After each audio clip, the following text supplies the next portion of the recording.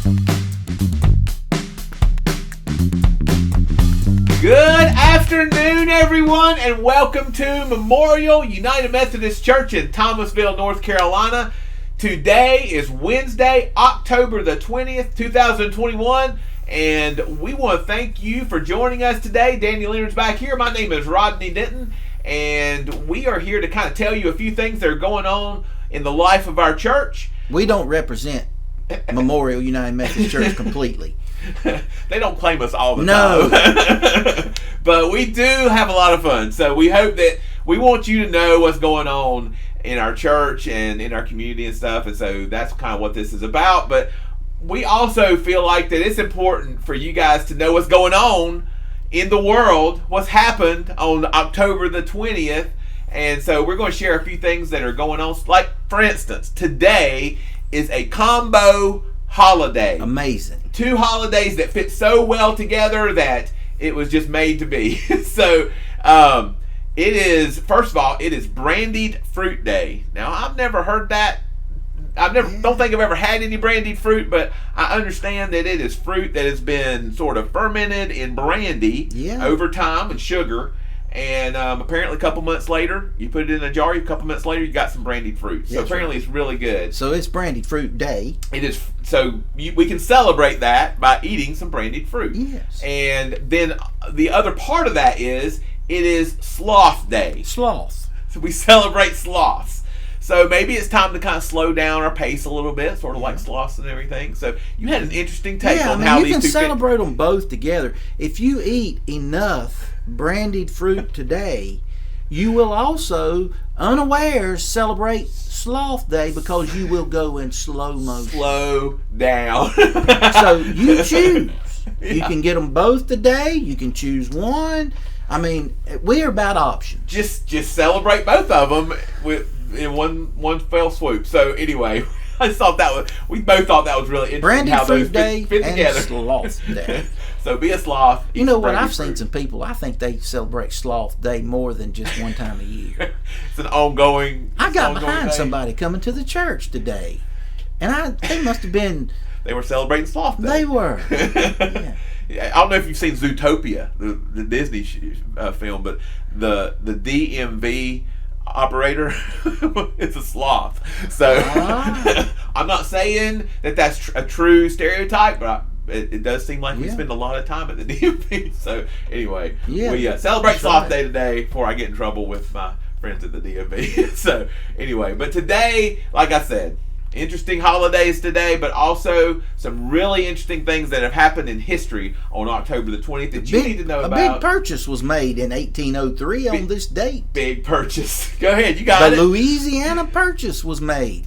How do you go home and say, hey, we just bought the Louisiana Purchase? We just bought Louisiana. So I asked my son, the history major, to give me some more information about that. He said that was 800,000 square miles. Oh my gosh. And it went all the way up to Canada. Yeah, it's like huge. It's not where Louisiana, it's not just Louisiana. He said the cost was just a mere $18 per square mile. That is crazy. But at 800,000 square miles, even in those days, it was a $15 million purchase in 1803. But man, that's a real estate deal right there. I thought buying a house was something. Yeah, that's the majority of the United States then that they purchased. The Louisiana Purchase. Yeah, that's crazy. Well, anyway, that opened up our borders so that we're no longer the colonies. We're the rest of the country. So and the real estate agent on that deal.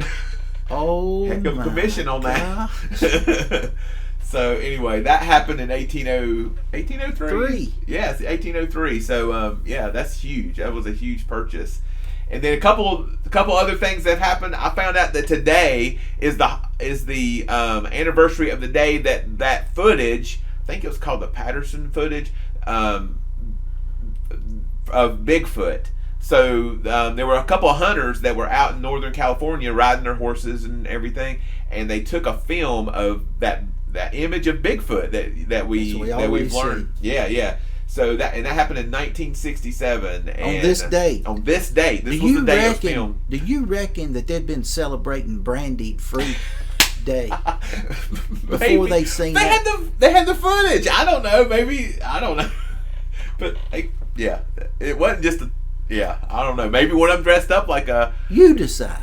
Like a Bigfoot, and the other one filmed. I don't know, but today was the day that film was made. So anyway, and that's the only proof that we have that Bigfoot exists. But anyway, 1967, and then 1973.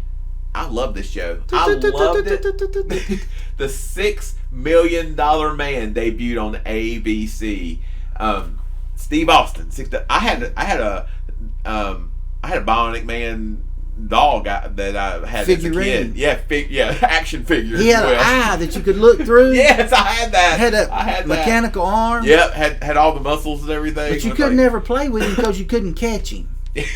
Yeah, too fast for me. So Steve Austin, he did that, but his real claim to fame was his relationship with Farrah Fawcett. Yes, yeah. I mean, Lee Majors was the actor. He married Farrah Fawcett Majors. Yeah, that was arm candy for old Lee Majors. He did well for himself. He did. $6 million man. We have the technology. We can rebuild him.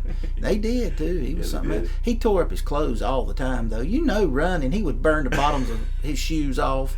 Yeah. I mean, pants, legs ripped. Yeah. Going 60 miles an hour or whatever. I wish I could go 60 miles an hour sometimes, but just not in the cars. Not today. It's sloth day. Well, right, not today. That's a good point. All these things are tied together. They are tied together. Who knew? Who knew this was tied together?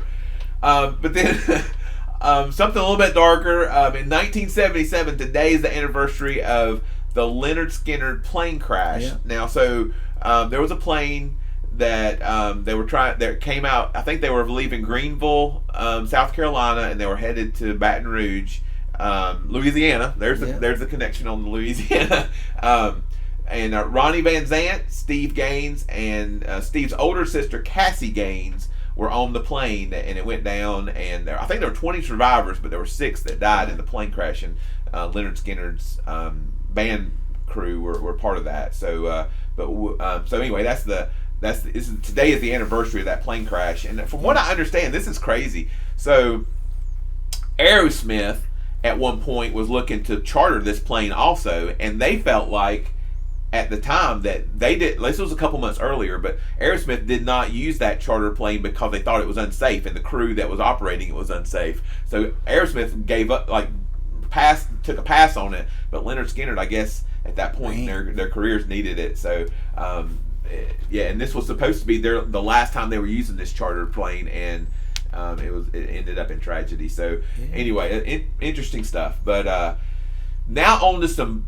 birthdays. So you found a thread on this one too. So first of all, in 1913, Grandpa Jones. Now, Grandpa Jones was a regular on the TV show Hee Haw. He was always hey Grandpa, what's for dinner? And so they would always have Grandpa Jones on here, and he died in 1998, but he was born on this date.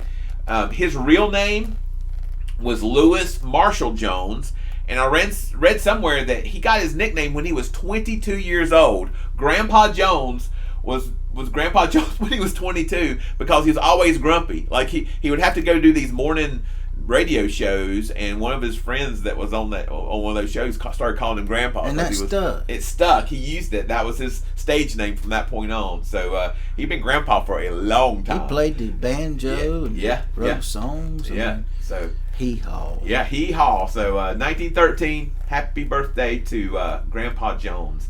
And then also 1931, Mickey Mantle was Hall of Fame baseball player. Mickey Mantle was born on this date, and he has had all kinds of records, and he just had an incredible career. I believe I heard that his nickname was called the Commerce Comet, and I'm not sure, but I couldn't figure out why that was his nickname. But he's just well known in baseball. I think that he had the highest batting average of any switch hitter. Oh, so he had as much power from one side of the plate as he did the other. Wow, that's crazy. I can't imagine. So he was basically amphibious. I mean, he hit from either side.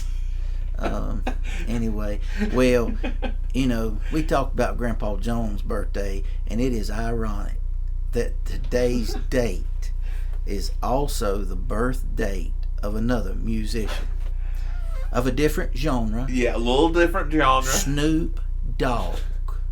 Born in 1971. How crazy is it that Grandpa Jones and Snoop Dogg have the same birthday? That is ridiculous. Yeah. So anyway, and interestingly enough, Snoop Dogg is not his original name. I know that's hard to imagine, but it isn't. And I found out that Happy Birthday Snoop, but his original name was Calvin Cordozar Brodus Jr.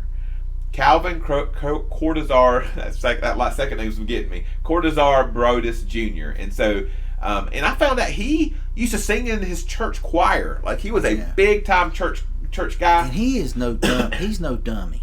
Oh, he's so smart. I mean, if you can get him to just talk without being so ugly, he's really funny too. Yeah. I mean, he is. He was a really good student, really good churchgoer, and then he kind of got wrapped up in some gangs in his teenage years, but a real smart guy. Like I'm sure that was part of his survival in the area that he was in Long Beach, California. But I was amazed to find out he's a big churchgoer. Snoop Dogg. Yeah. So what if we could get him to be the Finch preacher maybe in the future? Might get some younger folks and advertise stuff sometime. The dog is in the house. I'll let you do the intros on that one. Snoop Dogg. Yeah, Snoop Dogg. So anyway, he turns 50 years old today. So is that all? Yeah, that's what I read. Yeah, 50 years old today. Boy, he's been run hard and put up well. So yeah. So happy birthday, Snoop Dogg. I give him one of these. I won't do that. So I don't know what you just did, but we may need to lock the door. Anyway, so then and then we recognize a death of a former president, Herbert Hoover. He died in 1964 on this date. And you found some really... He was 90 when he died. Yeah. At age 9, he was orphaned. His mama or daddy one got pneumonia when he was 6 and died. Man. Then his other parent contracted pneumonia and died when he was 9. Man. So he had a couple siblings. They were kind of spread out among relatives. But he was obviously a smart fella. Went to Stanford, maybe one of the first graduating classes or something. I don't know. And I had no idea. Became a multi-millionaire in mining of mineral deposits. Interesting. And so he was a multi-millionaire before he became president, and he gave his presidential salary back to the country. Oh wow! So that's happened before. Yeah. He was credited with keeping a lot of people from starving to death. I mean, during the Depression. Oh, that's right. He was president during that Depression. Hoover ham. You might have heard about Hoover ham. That's baloney. Oh no, I didn't. That's okay. Yeah. That's where a guy's name from. Yeah. Okay, yeah. From President Hoover. Yeah. Wow. As far as I know. Yeah. And then you had a really cool quote. I really liked it. It's interesting. From Art Buchwald. Yeah, and today's his birthday.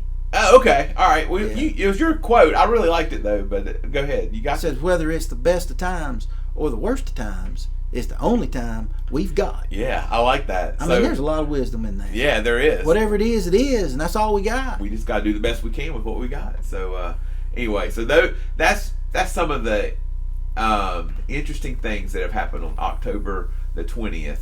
That you can share with your coworkers. Reach around the divider there and tell them. Yeah, some of that stuff. you can be the source of information for all Tell this. them it's the dog's birthday. Yeah. Not Dog the Bounty Hunter. No. He been in the news, but the Snoop Dogg. Snoop Dogg. Hey, we have got to talk about this pumpkin patch that's going on. All of those round orange objects laying out the front of the church. We got white ones and green ones too. Don't give up on those. And big ones and little ones. Yes, we do. And people are coming in here buying those things. And we sold $600 the day, like as we were taking them off the truck. I mean, we was having to push people out. Excuse me, sir, I know you're shopping, but we need to put these out. Yeah. So we've got great volunteers who are out there selling, but we need more. Yeah. So if you got a couple hours or something, it's fun to go out there and sit in the shade, and you can watch stuff. People come in, people are happy about it, and they're excited, and we got stickers and stuff for kids that come. I mean, they just come to browse. Give them something. Yeah. But you can sign sign up by calling the church or talking to Norris or Eric Couples got part of that list. Yeah, I think the office has the list too. So if you want to call the office, you can, but you can also talk to those people in person. You can sign up if you're here. That it's usually sitting around somewhere. We still need people to go sell. To go out there and and all of the proceeds, go into programs and stuff. None of the stuff we do around to raise money pays the bills. I mean, it's all about programming, and most of the things we do, the money goes out of this church. Yeah. So we're not having yard sales so we can pay the light bills. Because of the generosity of people here, all this is gravy. Well, I think I think that it raises a little bit of money, but it also is a real huge connection to our community. There are folks that come year after year. It's an annual event that come to our pumpkin patch, take some pictures, and pick out a pumpkin. And we got some of the local ministries or charities and stuff that they'll come by and pick up some pumpkins for their ministries to their children and everything. So, schools will come by and stuff. So it is a fundraiser for us, and it goes back into the community. But it has a far reach beyond the finances, and so we need to. If you have an opportunity to do it, it is a great time. Couple hours. Yeah, it's a great time to manage that, and just kind of get to meet some people that we would never otherwise meet, and give them a warm welcome to our to our church. And so that's ongoing. Pumpkins, pumpkins. We gotta get your pumpkins, and you gotta get them soon because we'll be done here in a couple weeks or so. All right, and then starting on Sunday, we got the Finch Preaching Mission. We got to talk about the Finch Preaching Mission as well. 61st annual. Is it? I didn't know we had that many. 61. 61st annual, and we have great speaker in Bishop Ken Carter. He's a friend of yours. He's a friend of everybody. But I've known him for 30 years. Yeah, so I'm kind of partial. Yeah. I was excited when I heard that he was going to become a bishop. If anybody should be a bishop, it was him. I mean, he's a good guy, and so his sermons, he's very smart, but he's down to earth and just good stuff. Writes books, and we'll have 3 of his books here, his newest ones that people can buy. I've read at least one of them, and I'm not sure about the other 2, but he's good. He'll be here Sunday morning. No early service, no awaken service Sunday morning, but at 10 o'clock in the Pope class, he'll be leading that Sunday school class. Anybody's invited. It'll also, all these things will be online. Then at 11 o'clock, we'll have worship together. And then Sunday night, Monday night, and Tuesday night, we'll have worship at 7 o'clock in the sanctuary. And come in, bring your friends in. Give it a shot Sunday morning, Sunday night, invite somebody to come. Monday night, be a reception, and you get to talk to him. You'll be able to talk to him other nights. He's not the kind of guy that's going to finish preaching and run. Right. He'd love to talk to you. He's from, he's from our conference. He served over in Greensboro. He served rural churches, big churches, most recently bishop in Florida. Still taking care of Florida conference and our conference now. He's doubling up on the conferences right now. I don't know how he keeps going, but give him a shot. You need to see him one time so you can say you saw the bishop. And I think he's signing his book on that Monday evening, so it'll be a chance to get his autograph and just kind of get to know him a little bit better. So in the realm of Methodism, he has been probably the most notable figure or leader over the past 5 years because of all of the way forward and all that. He was the president of the Council of Bishops. And if there's a hierarchy, that's at the top. So for Methodist, he's influential, and he's a great guy. Great guy. So make sure you put that on your calendars. This coming Sunday, Monday evening, Tuesday evening for the Finch Preaching Mission, Bishop Ken Carter, and then we also have the following weekend. Empty Bowl Spaghetti Dinner will be happening on Friday, October 29th. You can get your tickets through the church office. Make sure you make that get your tickets, and then Trunk or Treat. We still need cars. We can use as many cars as we can get. But Trunk or Treat will be happening this year, Saturday, October the 30th. That's all, not this weekend, but next weekend. Yep. So Finch preaching this weekend. Next weekend is drive-through spaghetti. Friday night, Saturday night, then will be Trunk or Treat. A lot of cool stuff. Trunk or Treat will be 6 to 7:30. Be handing out candy. The kids are always coming. Yeah, decorate your trunk. Dress up. Some of you dress like you normally do, and it'll fit. Yeah. So it's a lot of fun. I hope y'all make it. I hope y'all come out. I'm looking forward to it, and to all the stuff that's coming up. We got some really great weekends coming up. So make sure you put all the stuff on your calendars. Take time for it, and we will hope to see you very soon. Have a good rest of the day.